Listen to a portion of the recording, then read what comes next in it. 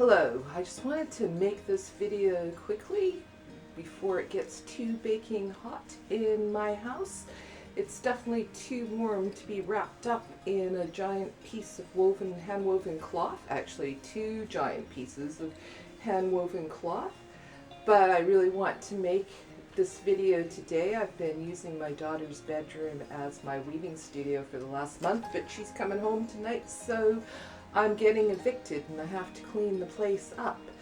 But I wanted to tell you about a project that I joined in on. It was called Find Your Flow, and the plan was to pick a project and work on it every day for 30 days during the month of May.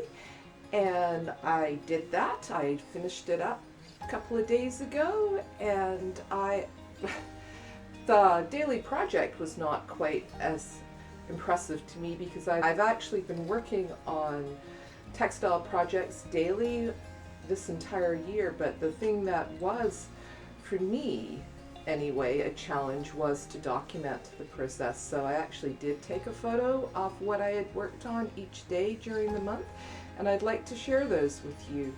I started out with what I call freestyle weaving.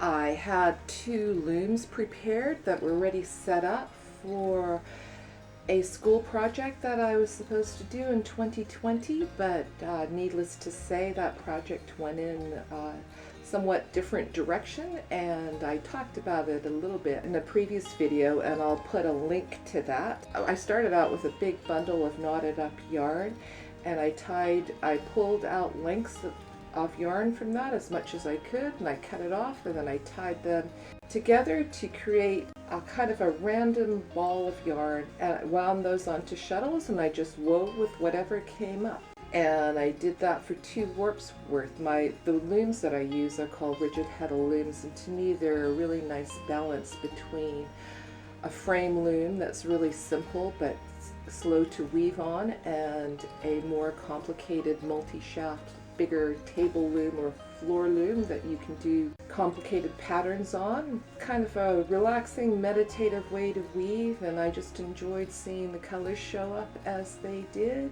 Both weavings got a soak in the bathtub. It's a process called wet finishing. The next project was something that I had started back in 2019, but but I set it aside at some point, and I never picked it up again. And while I was working on finishing 20 things during 2020, I'd looked at it several times, and I considered picking it up again, but I never quite got around to it. I knew I was going to do a tapestry, but I thought I was going to weave a flower garden. In September that year, I went on a trip to Peru, and I took a 2-week tapestry weaving workshop with Maximo Laura. He is a very well-known weaver and has the designation of a UNESCO National Living Treasure.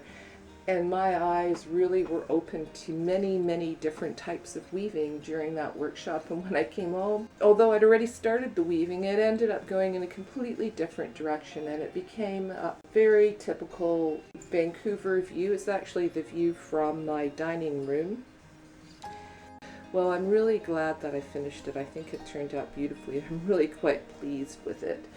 So I finished that on day 28, and then for the last 2 days of the month I worked on these prayer flags or wish flags. I'm hosting an exchange with some other textile artists, and we're all making small banners with uplifting messages. It seems like a good time to do that, and I think I actually talked about this project in one of my previous videos, and I think I'm going to make another one showing my process for making these flags. I'm embroidering these peace symbols on the flags. It seems like the world could use a little bit more peace at this time. And then that was it, and this project was over. The 30 days were over just in time for me to clean up my daughter's bedroom because she's coming home tonight, and I have to take all my stuff out so that she can have her bedroom back.